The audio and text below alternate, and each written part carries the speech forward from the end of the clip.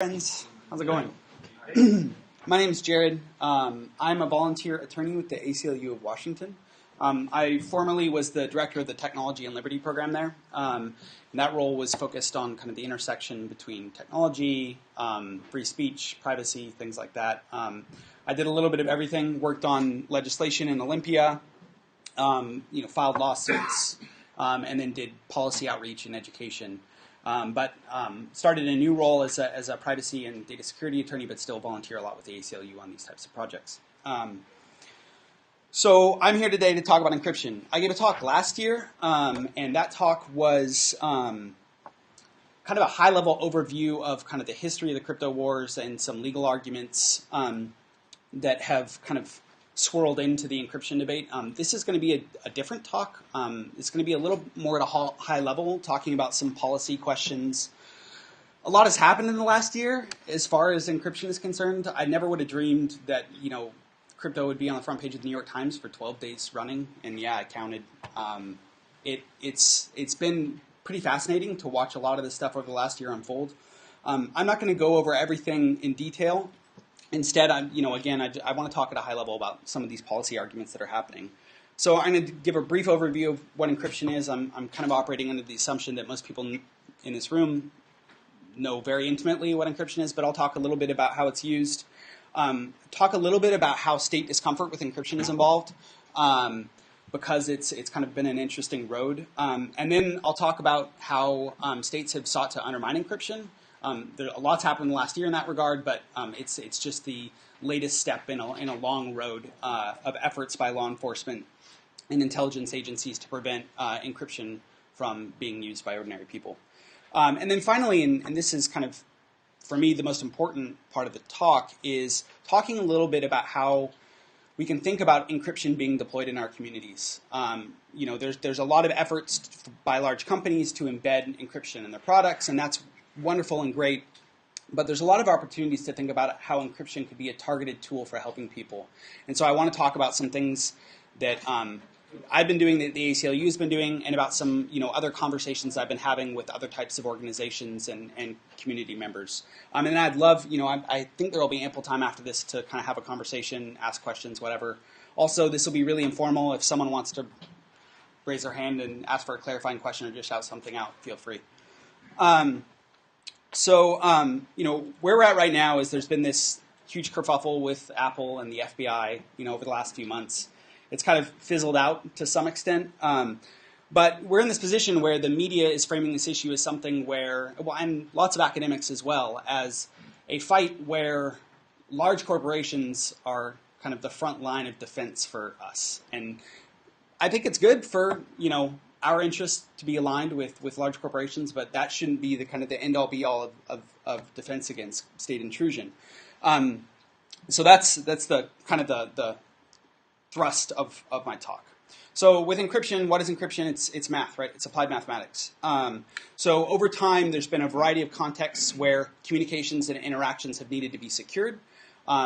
There's stories about the founding fathers of this country, sending letters that were encrypted using, very basic, encryption technologies.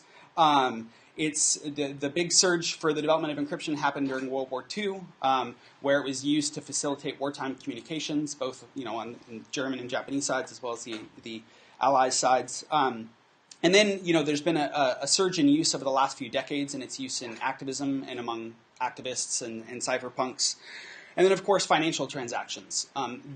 Probably the biggest shift in the use of encryption technologies actually happened with the telegraph.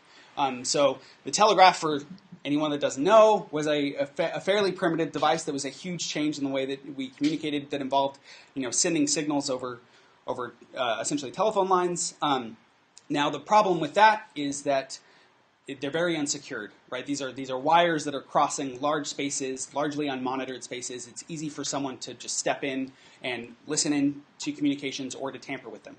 And so financial companies and businesses who wanted to engage in transactions using this incredibly cheap and efficient technology wanted to come up with ways to secure their communications. And so they used fairly simple one-pad types of encryption in order to do that.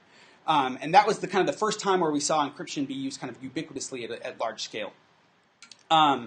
but a lot's changed. And so encryption now, when we talk about it, it's typically, and this is a very, very, oversimplification, but you're typically talking about one of two scenarios. Either you want to encrypt a communication, right, that's moving between two parties, or an interaction of some sort, or you want to secure records that are static in a single place. So, for example, the contents of your laptop or your phone.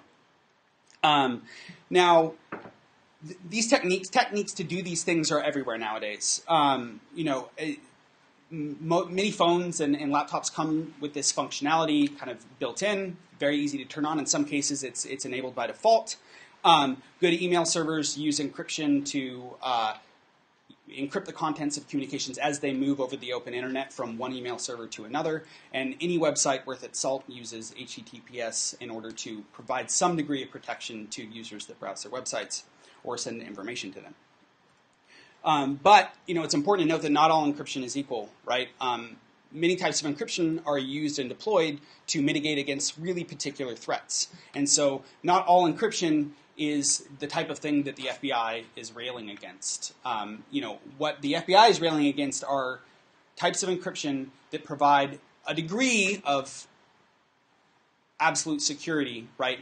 In the sense that no party other than the party in possession of the device that knows the lock or the mechanism to unlock it is able to do so.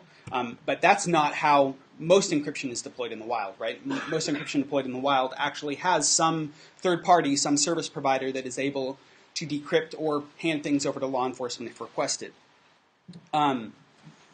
So a lot's changed in the last half century in terms of the deployment of these technologies. As I said before, they've kind of popped up everywhere, with the kind of ubiquity of digital technologies. But very little has changed in regards to state attitudes towards encryption, right? As early as the 60s and 70s, you had U.S. government agencies making public statements about the dangers of encryption ending up in the hands of criminals or our enemies. But there are exceptions to this, right? I mean, famously, Tor was funded by the U.S. government, right? A tool that uses fairly robust encryption technologies. The end-to-end encryption stack that was just deployed in WhatsApp and is used in the encryption communication application Signal was actually funded in part by State Department money. So clearly, right, there are some government agencies and there's some instances where the government has taken an interest in actually promoting the use of encryption. So that's one caveat to this idea that the government has generally been opposed to it. So the mantra that you hear from the FBI, from the Department of Justice, from the NSA is, what do we do if we are not able to see communications of interest, right?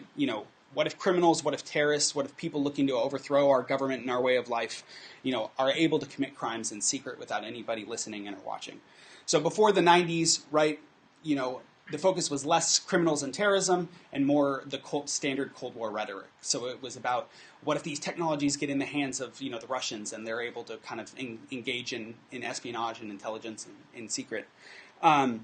In current terms, right, everyone's heard the phrase "going dark," right? That's what it's about. It's this idea that criminals or terrorists are able to conduct their activities absent the watchful eye of our protectors. So you get statements from folks like former Attorney General Eric Holder, who said, technological advances have the potential to greatly embolden online criminals, providing new methods to avoid detection, right? And this is the, yeah. If I can interrupt, are you going to address the flawed premise that somehow before technology, everything was done where the government could see it? Mm-hmm. Yeah, absolutely. So, the natural response to this is that, unfettered access by states to people's private communications runs counter to values of liberty, right?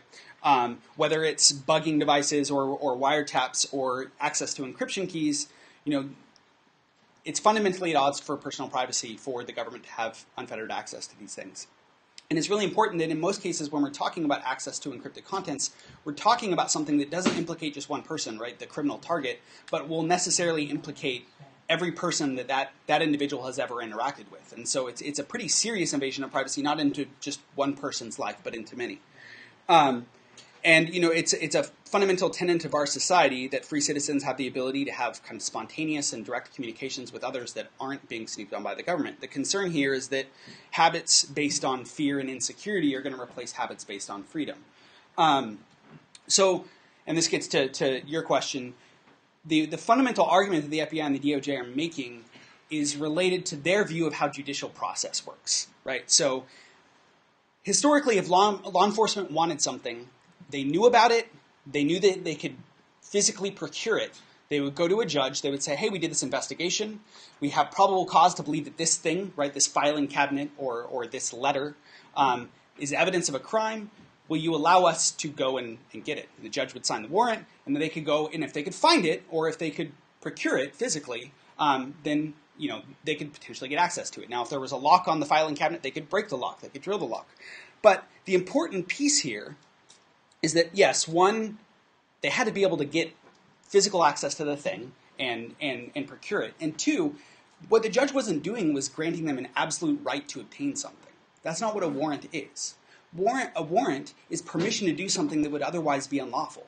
So what a judge is saying when he signs a warrant is he's saying, typically this would be trespass and theft for a police department to go in and take your filing cabinet. But in this case, because of this rationale that you've given me, I'm giving you permission to do something that would otherwise be illegal. It's not an absolute grant for the government to find everything that they're looking for. It's just permission to do something that would otherwise break the law. And this is a really important linchpin in responding to the government's arguments, because in the encryption context, when Clapper gets in front of the legislature and says, "Can you believe that there would be this thing that we have a warrant for that we can't get?" Again, the fundamental basis of his argument, the philosophical premise of his argument, is that a warrant means the government gets it. That's not what it means at all. But don't they have to be specific as to where they're looking? Yes. Under the warrant, so if they go and look at your digital data, they just can't go in and start searching all over everything. Well, unfortunately, there's some bad case law in that regard. As judges have interpreted these things over time, there is a requirement that a warrant be particular to a certain extent, but it's been fairly watered down over time, such that if the governments can say, I want access to this computer, typically that means that they can comb through it. There are limitations to that and there are exceptions, but the warrant, the access that a warrant provides is fairly broad. But what it doesn't guarantee is that the government somehow gets the information that they want. Well, I think they have like 4 different devices, and I don't mean to take up so much time. No worries. But if so you have a laptop, there's a suspicion that they're going to look on the laptop and look at the hard drive on that. But yet there's flash drives and other CDs. Would a warrant be general and go and look through everything that is in this premise, or is typically it depends on the premise and it depends on the context? But typically, yeah, they'll say there will be a statement in the warrant saying we want all the computers and media storage devices present at this person's residence because we suspect that they're committing some crime, and typically a judge will sign off on that. Now, the interesting thing is that the government understands that that's a limitation to a warrant, that it doesn't guarantee them to be able to decrypt something. And that's why they're relying on the All Writs Act. And you may have read this in some of the stories around the Apple v. FBI case. What the All Writs Act is a 250-year-old law that says that certain individuals and companies can be compelled to provide assistance to law enforcement to help them get access to the subjects of a warrant. Now, it's never been applied in a way that would require a company to create a branch of their operating system and surreptitiously deploy it to a device in order to allow the FBI to brute force it. That's obviously way outside the scope of what a 250-year-old law would intend, and that's kind of the argument that Apple is facing.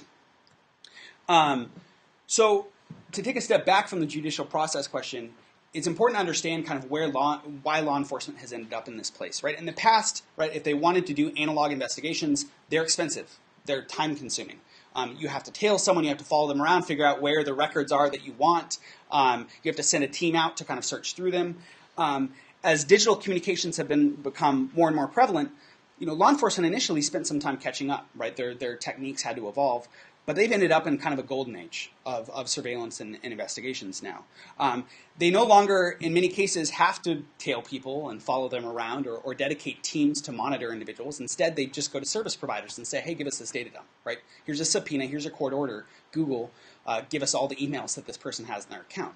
And so law enforcement is able to very cheaply and efficiently gather extraordinary amounts of information about people. many uses of cryptography haven't stopped this or impeded this in any way, shape, or form. And again, this is because, for example, yes, Google utilizes encryption technology when you send your emails, but they still hold and have access to, plain text versions of all your emails that you've sent or received. And so when a law enforcement agency comes to them with a court order demanding that all those emails be turned over, they can and they have to do so. And so, these particular implementations of encryption haven't deterred law enforcement in any way from being able to kind of conduct these large-scale investigations. Can I have one other aspect of that? It's even, so suppose you use Gmail and you say, well, I'm going to GPG encrypt, ASCII armor it, and then paste that into an email. They may not get the content. But they get the metadata. Exactly. Yep. So they know who you've communicated with, and that in and of itself is circumstantial evidence Yep. for them. Yep, exactly. And so even the deployment of even more robust encryption technologies still are going to expose people to potential, vulnerability. So the commercial incentives aren't helping either, right? So, we live in an age of surveillance capitalism, the monetization of privacy invasions. And so Google has a vested interest in maintaining, as much information about you as possible. And because they have that information and because they're incentivized to maintain it, it's then information that has to be handed over to the government. So many companies don't have the incentives that Apple may have that align with ours to limit, the data that they retain about you, or their access to your devices or the contents of your devices. So for anyone concerned about privacy and security as it relates to state power, things are fairly dire, right? The general public is still grappling with the massive expansion of capabilities that digital communication and access to information have provided them, but we're still playing catch up and trying to understand how that relates to our concepts and notions of privacy, and how do we protect ourselves from not just states and governments, but also criminals, bad actors, right, disgruntled ex-lovers, whatever, right? We're definitely in a place where people don't understand, in many cases, the disconnect that exists here. And in the meantime, law enforcement has this massive windfall that they've received over the last 2 decades as these technologies have developed. But ways to minimize data, whether it be content or metadata, are developing, and in many ways it's being enabled by encryption. So this is a fundamental tenet of privacy and data security. It's built into many laws related to privacy, including EU data privacy laws, but it's this idea that a company should only retain as much information about you as is necessary for them to carry out the purpose for collecting that information.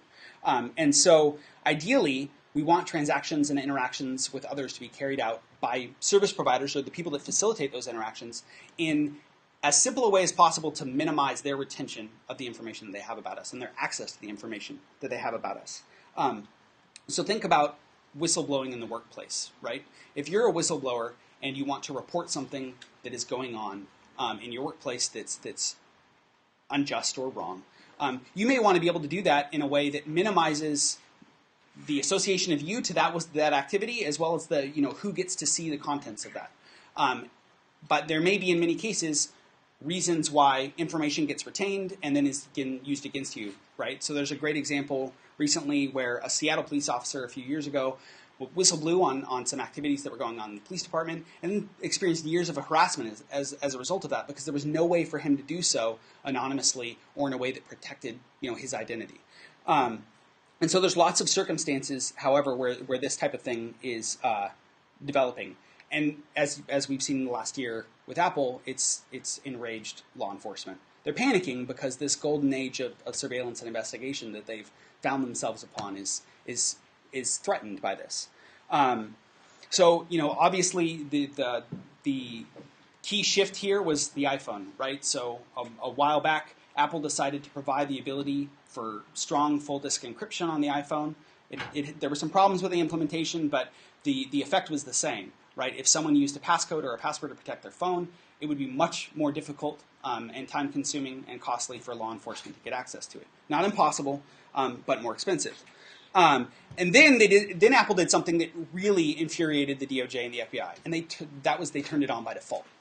So every user, even people that have no clue what encryption is or what it does, all of a sudden was robustly protected from some certain types of threats by Apple through their implementation of their technology.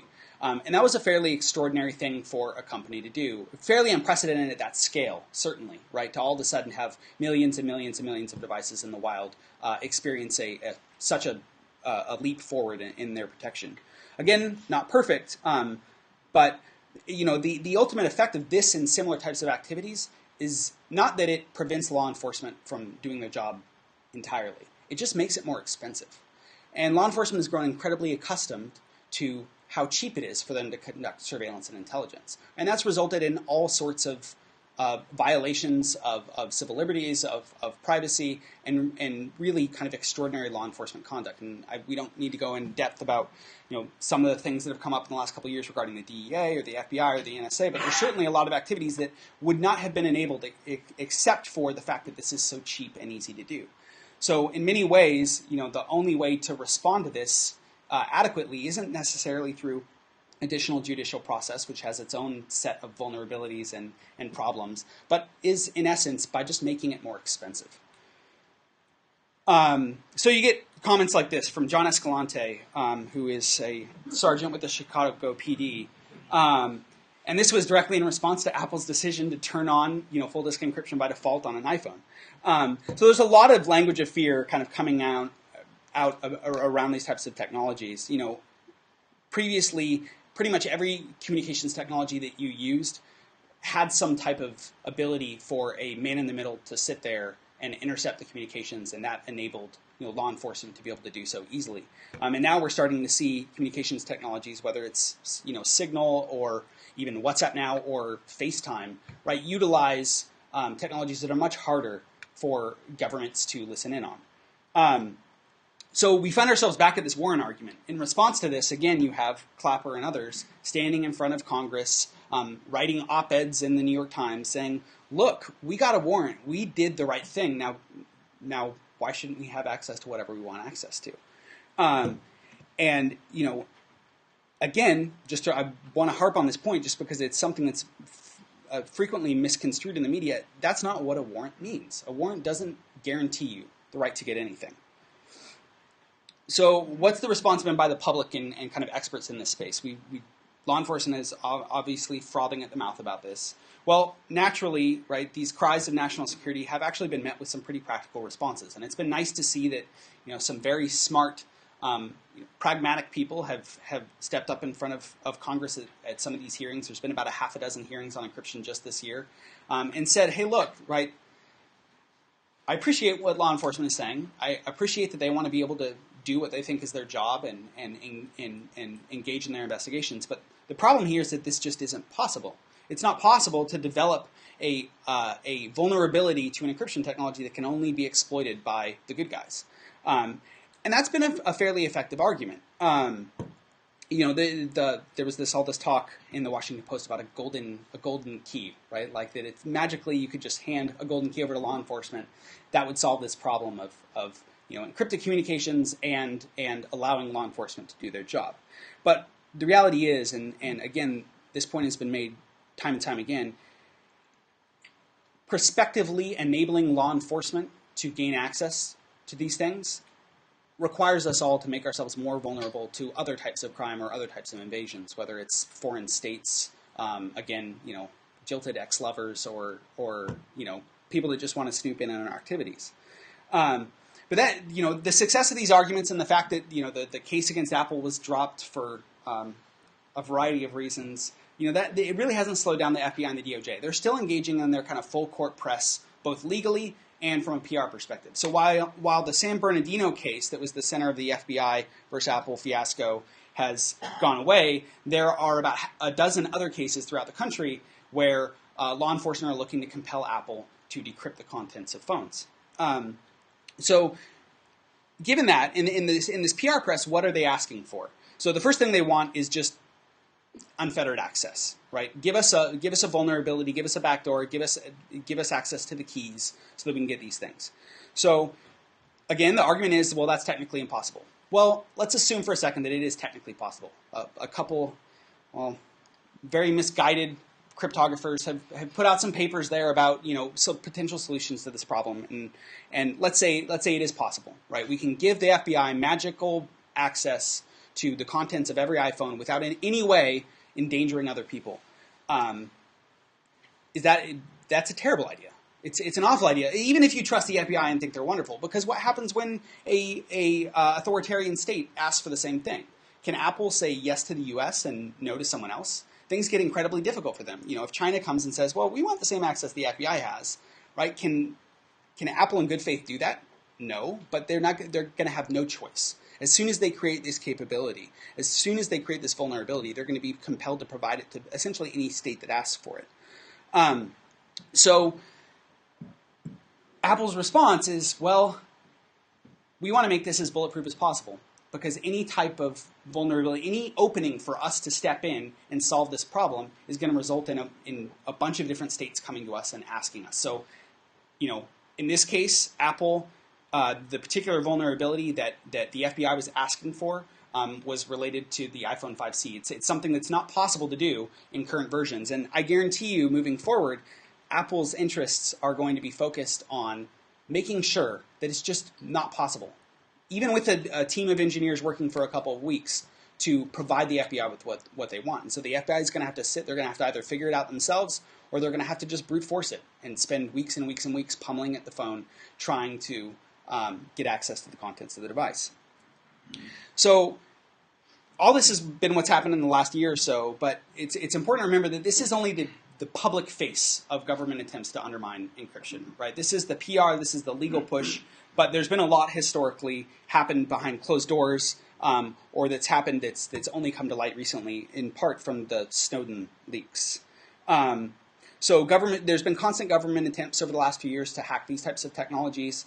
Governments have purchased exploits from third parties or enlisted the services of third parties that are willing to work with the FBI to crack these technologies.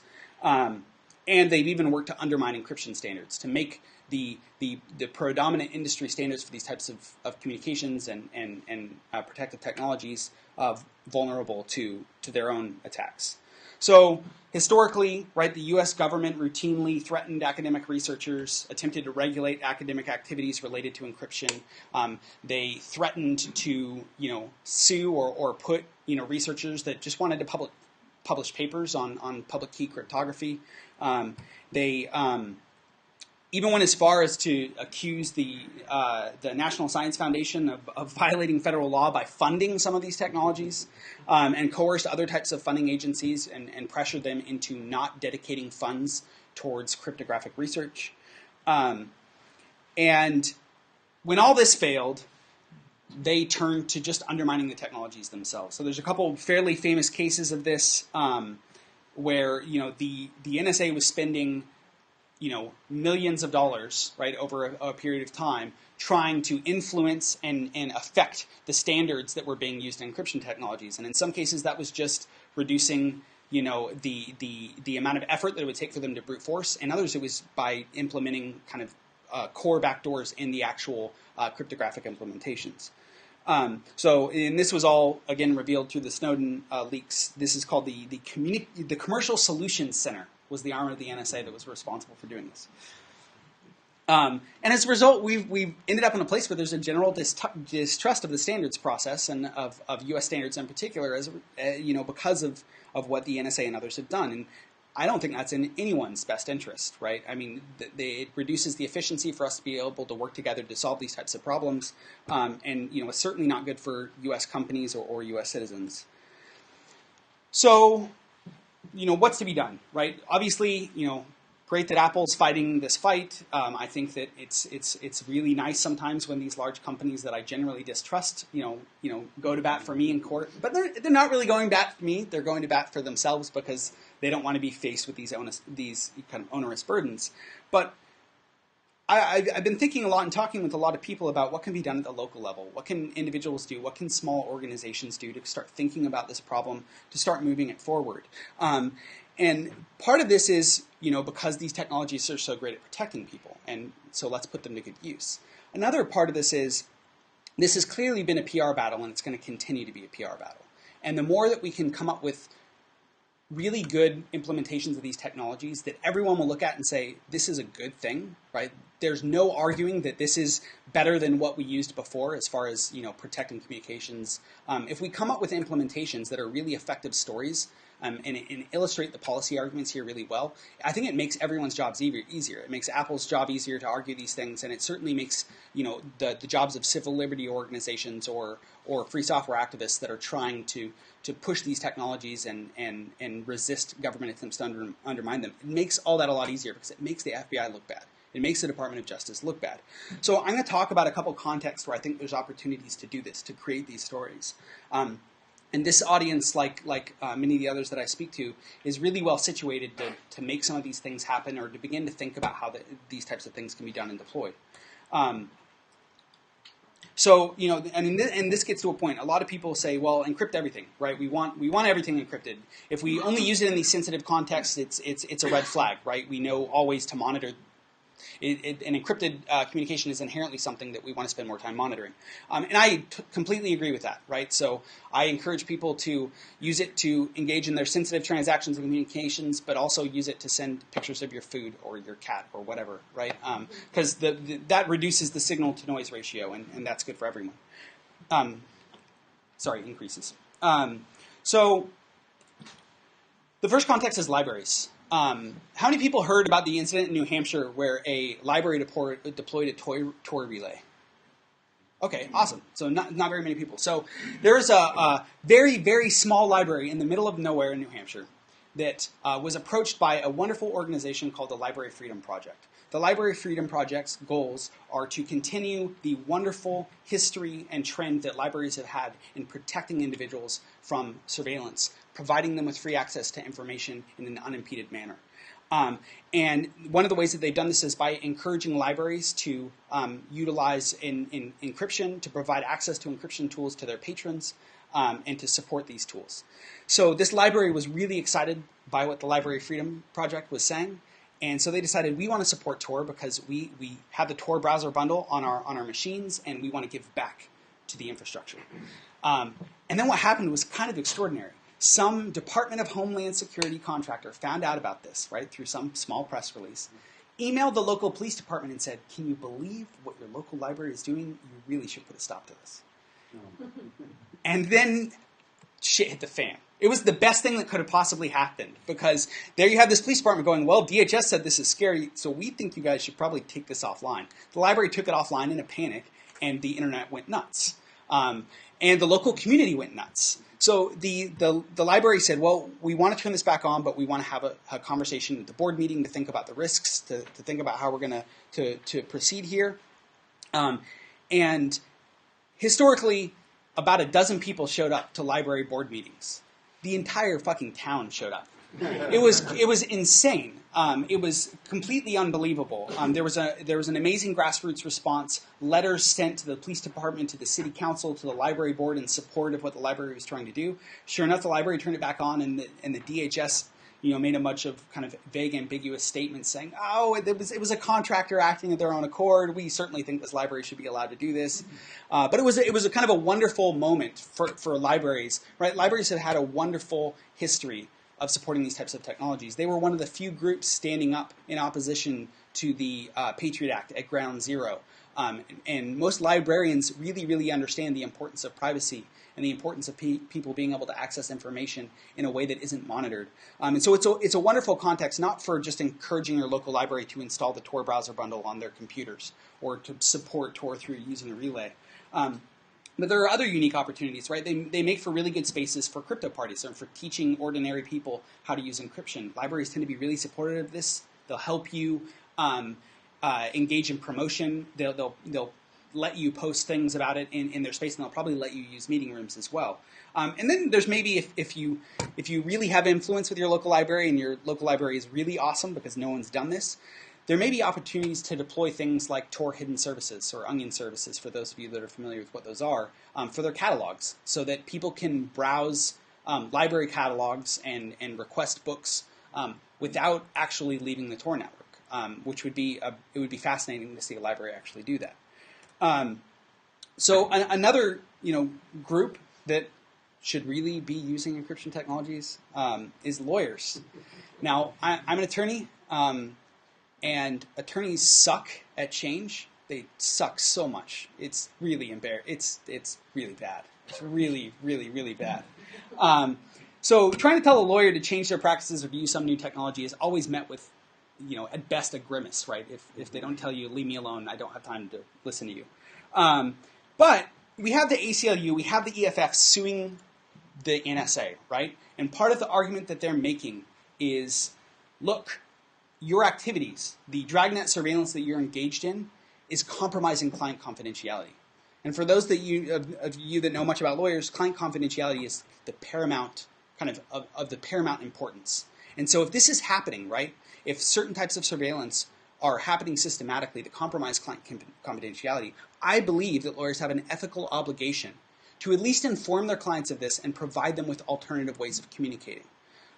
Whether it's just telling someone, hey, look, you probably have heard the stories in the news, surveillance is a pretty serious thing right now, and client confidentiality is really important. It's important that we protect this. So you might give me a call next time using Signal, right? Or send me messages instead of emails, via Signal for these types of things.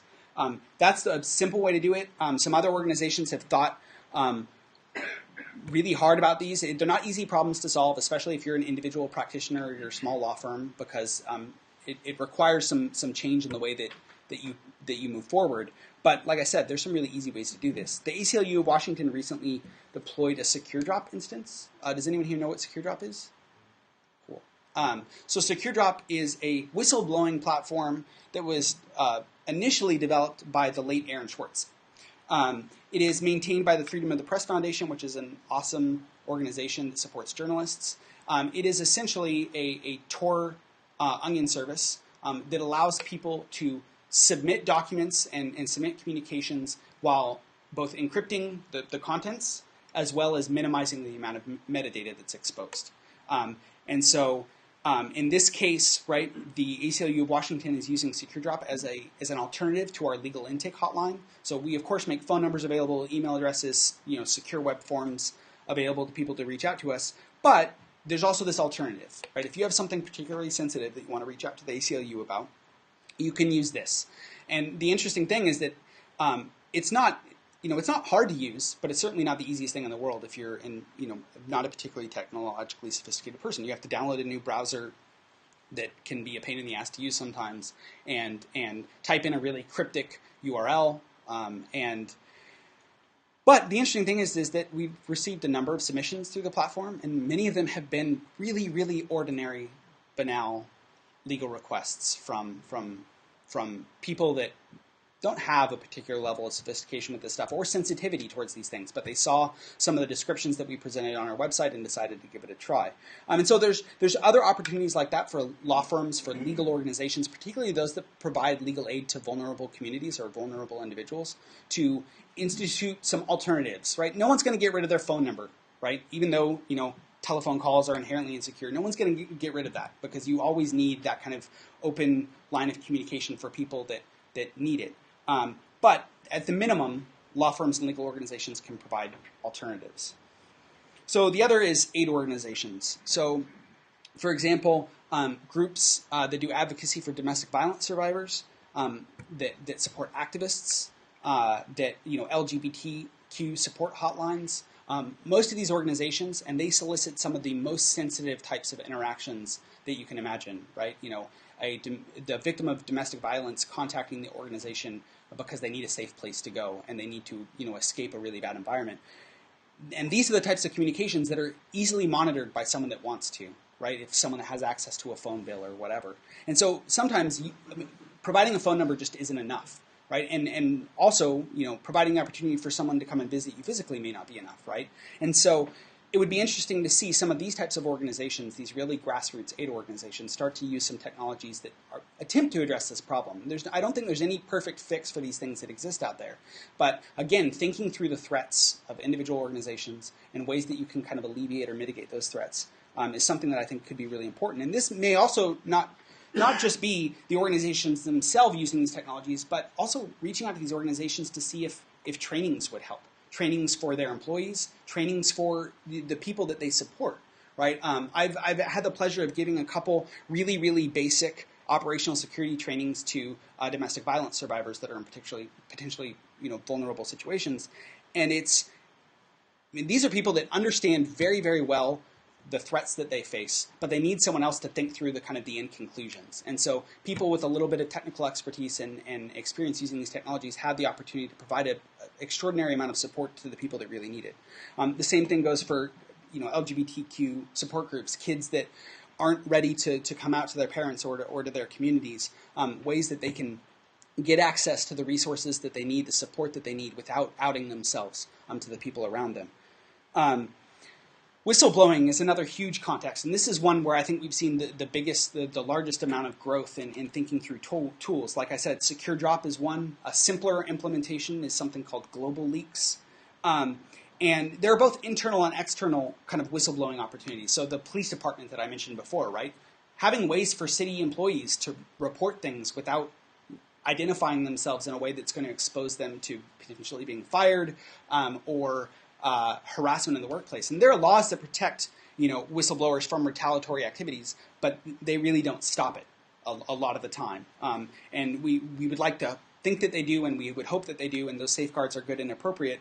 But the reality is that many people are deterred from whistleblowing because they fear retaliatory action, because it is real. And then there's external whistleblowing, right? So, for example, the city of Seattle has a Office of Civil Rights. The Office for Civil Rights, you can reach out to them with information about civil rights violations and things that you think should be reported. Well, the Office for Civil Rights has a telephone line, and they have a unsecured HTTP web form. And they solicit a lot of incredibly sensitive information in that web form. And so obviously there's some really simple things that they could do, like using EFF's Let's Encrypt, to protect the people that they support. But there may also be opportunities for them to deploy technologies that would secure these communications in transit and maybe potentially hide metadata associated with the individual making submissions as well. And of course, these implementations aren't just about utilizing encryption. There's other considerations that need to be made. So, and again, right, in the whistleblowing context, there's also kind of government affairs opportunities where I recently was working on an issue. The Seattle Police Department was under a lot of scrutiny for the ways that they had treated protesters in the past. And they decided that they wanted to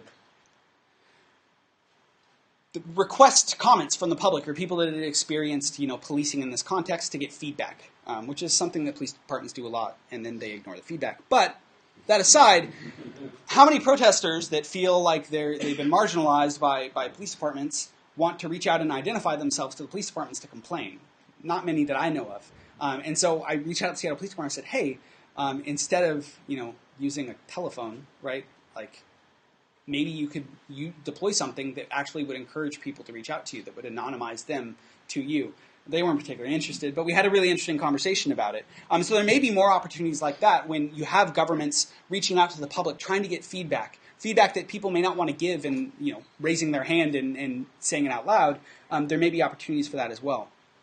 As a closing note, I think we have 50 minutes to talk a little bit. I really want to emphasize that I think access to cryptography is a civil rights issue, right? Marginalized communities in our country are disproportionately exposed to surveillance, whether it's poor communities that are subject to persistent surveillance because they need government benefits, or whether it's communities of colors that are over-targeted by law enforcement agencies. This means that the limiting effects of these type of limiting the effects of these type of disproportionately applied powers is inherently something that affects the civil rights of the most vulnerable members of our communities. But the trend has been to prioritize development of these technologies in privileged contexts, right? So the iPhone is the perfect example. The iPhone is a really expensive device. The cheaper version came out recently, and that's great, but it's a really expensive device. And the devices you see people in poor communities and people in communities of color using aren't those devices. They're predominantly the cheaper Android devices, which don't have the support for the same types of encryption that the iPhone devices do. And that's what made, as flawed as it is, and we can have an argument offline about it, that's what made the decision for WhatsApp to deploy end-to-end encryption in their messaging architecture so powerful. Because WhatsApp is something that's used by 1 billion users around the world. A lot of these people in poorer countries and poorer communities.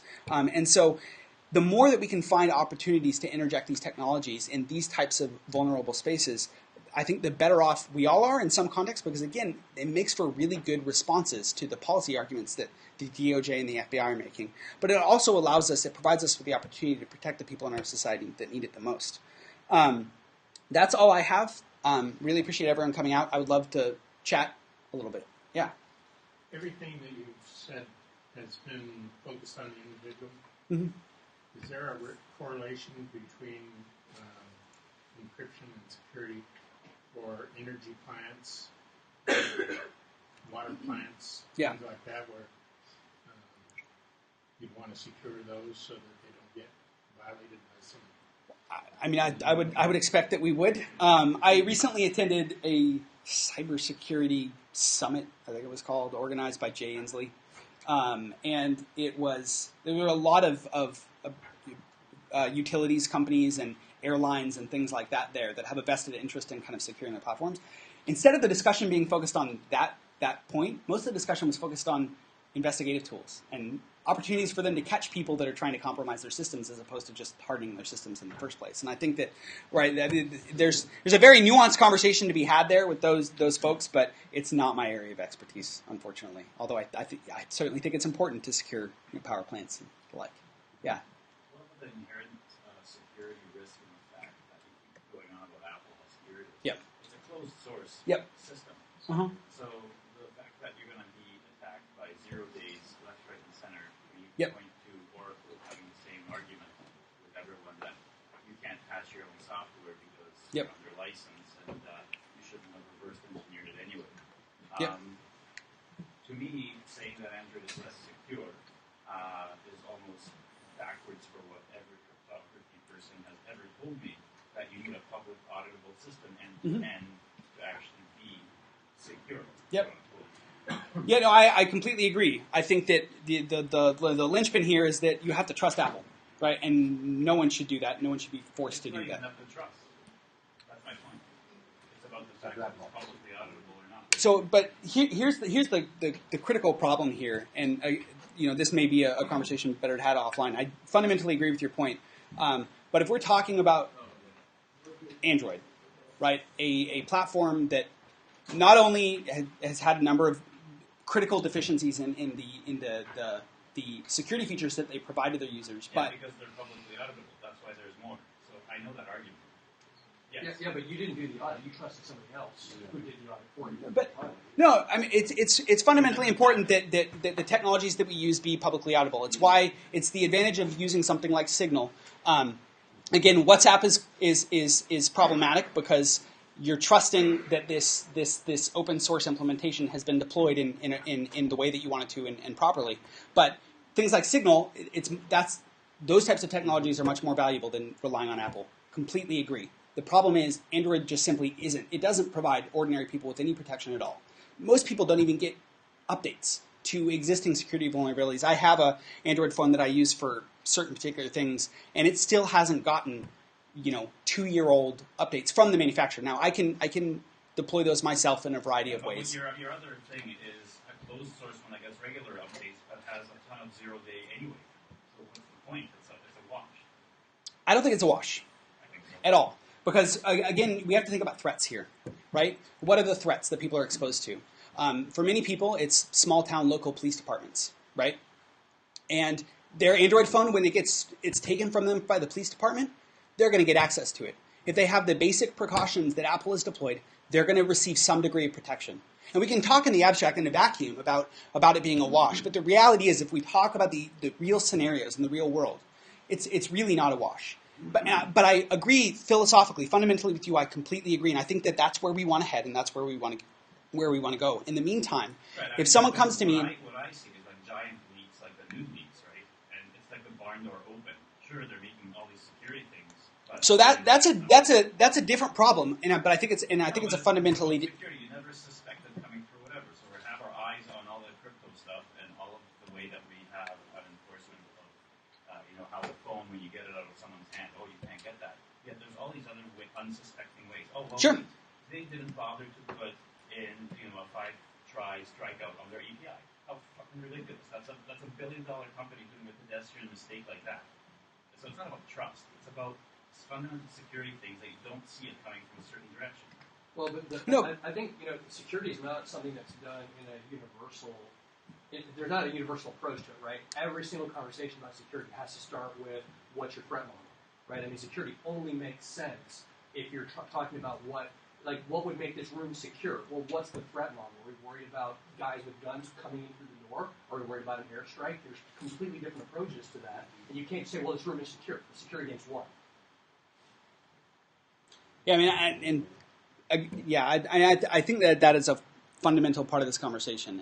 And as we work with people in communities, as we try and reach out and provide resources to people, it's not about perfect security. It's not about the perfect implementation. It's about how can we protect this person that's standing in front of us.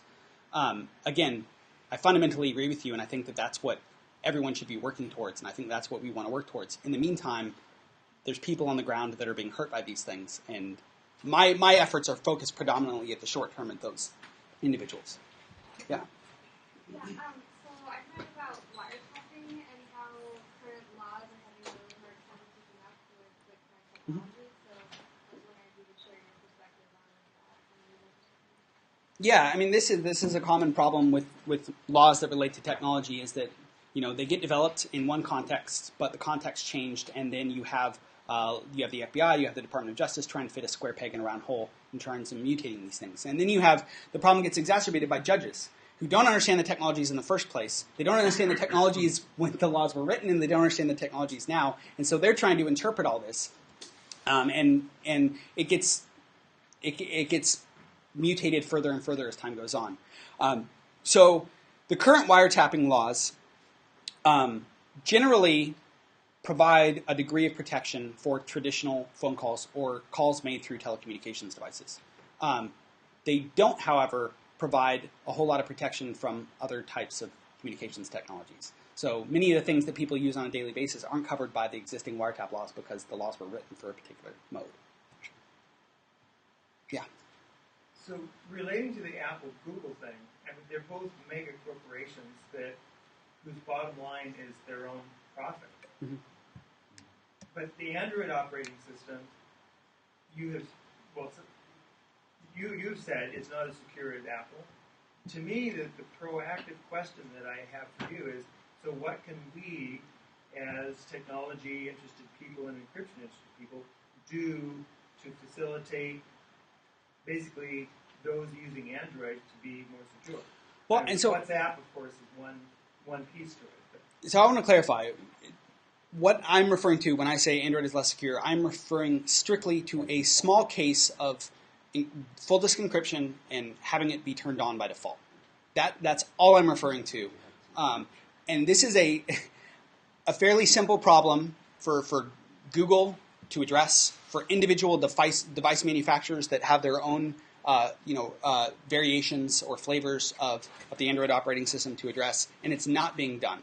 I certainly don't want to get into a larger argument about Android device security and all that. I'm talking about a particular feature that would protect a lot of people if it was implemented. And I think that the way to address this problem is to put pressure on Google, because they're the arbiters of kind of the primary features that end up in Android in the devices that are proliferated, and additional pressure on them is what's necessary in order to make this happen. And they did announce full disk encryption and turning it on by default, but a bunch of cheaper devices wouldn't be supported because of the implementation that they've selected. And so again, calling them out on the civil rights effects of that decision, right, to not come up with a solution that's going to protect people using cheaper devices, because those are the people that really need to be protected. Yeah. I'm not American, so I think I'm looking at it from a different angle. Mm-hmm. I respect it. You had a good talk. You know what we do outside of in Canada, in Asia, and in Europe? We don't buy American.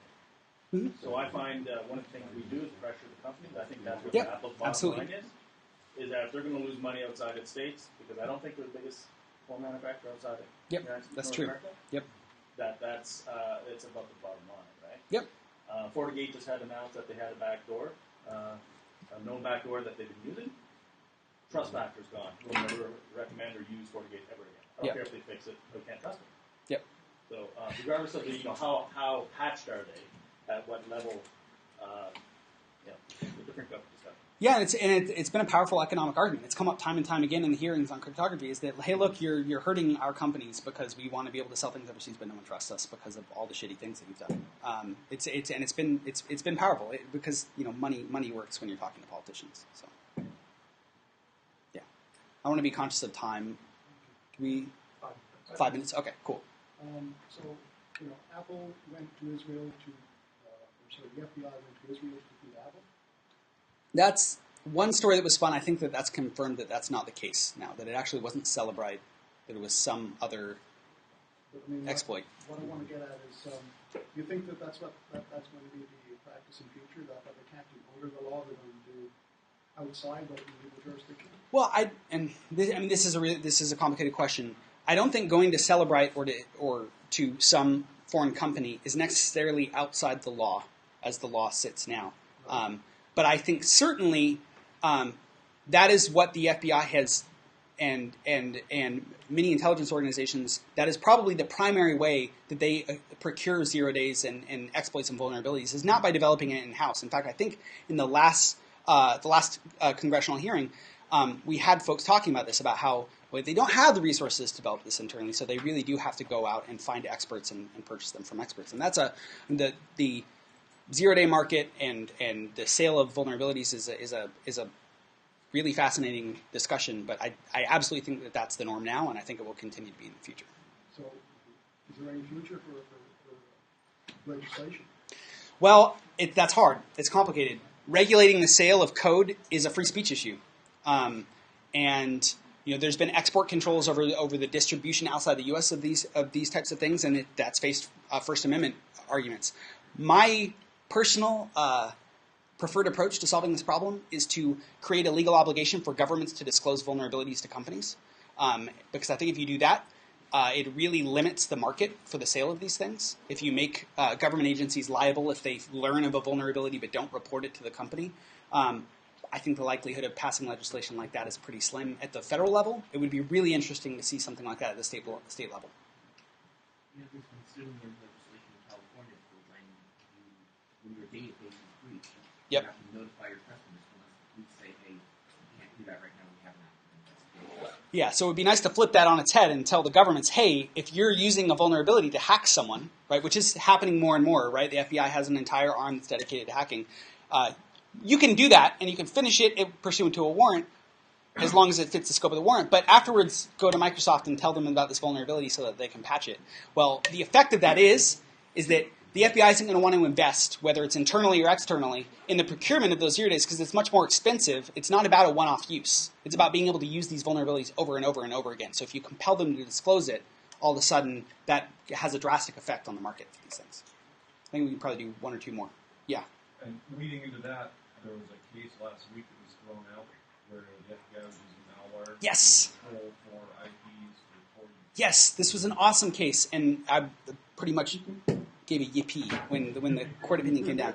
So this is a case where there was a large child pornography distribution platform, and it was based out of North Carolina, and it was on Tor. It was a Tor hidden service. The FBI, because the server was misconfigured, was able to gain access to it. They turned the server offline, picked it up, moved it over to their data center, and turned it back on, and continued sharing child pornography for a couple weeks. Tens of thousands of videos. The FBI operated the largest child pornography site in history for a couple weeks. They then deployed what they call a NIT, a network investigative technique, which is essentially a malware that relies on a Firefox exploit. We don't know what that exploit is, although there are cases trying to compel the disclosure of the exploit so it can be fixed. They then got a warrant from a judge in the Eastern District of Virginia who had no clue what they were talking about and said, sure, put the NIT on the server. And the judge had no idea that the result would be the hacking of thousands and thousands of computers, that thousands of computers all over the country would be searched. So now you have these cases that have popped up in Washington and other places where people are challenging the validity of those warrants because the judge had no idea what was happening. He authorized the hacking of thousands of computers, which seems extraordinary in the context of thinking about a warrant. And yes, just recently, a court said, no, we're going to suppress that evidence because it was obtained unlawfully because that warrant was invalid. And as much as, most of these fights happen in the child pornography context or the terrorism context because the FBI wants to fight it there first because judges don't want to let these people go for obvious reasons. It's scary stuff. And so it's very rare to have a victory for privacy or government overreach in this context because judges are really hesitant. And so to see a judge that thought really carefully about this, that brought in experts from the criminal defense attorneys to think about these issues was fantastic. I watched a similar hearing in Tacoma that happened on this same set of cases, and the judge there was, as much as he seemed to be throwing effort into it, he was 74 years old and really, really struggling, and ultimately rejected the suppression request because fundamentally he didn't understand how the technology worked. So it was really nice to see a case have a result where we had someone thinking carefully about the technology here. Thanks, everyone. I have to stop. Thank you. Yeah.